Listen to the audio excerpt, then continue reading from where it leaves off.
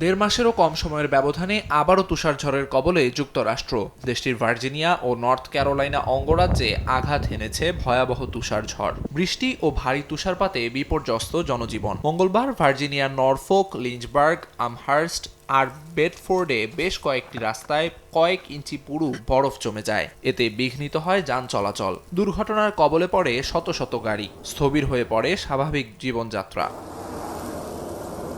তুষারঝড় আরও বাড়ার পূর্বাভাস দিয়েছে স্থানীয় আবহাওয়া বিভাগ। জানায় 10 ইঞ্চি পর্যন্ত তুষারপাত হতে পারে ভার্জিনিয়ার আটলান্টিক উপকূলে। নর্থ ক্যারোলাইনায়ও বাড়তে পারে তুষারপাত। সঞ্চালন লাইনে বরফ জমায় বিদ্যুৎ বিভ্রাট ঘটতে পারে বলেও জানিয়েছে কর্তৃপক্ষ।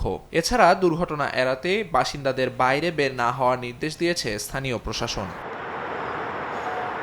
এদিকে কেন্টাকিতেও অব্যাহত রয়েছে তুষারপাত। এর আগে এ অঞ্চলে ভয়াবহ বন্যায় প্রাণ গেছে অন্তত 14 জনের। সপ্তাহের ব্যবধানে এবার তুষারঝড়ে নতুন করে বিপদের মুখে বাসিন্দারা। আশঙ্কাজনক হারে তাপমাত্রা কমে যাওয়ায় বাড়ছে নিউমোনিয়া সহ ঠান্ডাজনিত রোগের প্রকোপ। আমিরুল ইসলাম আলিফ, সময় সংবাদ।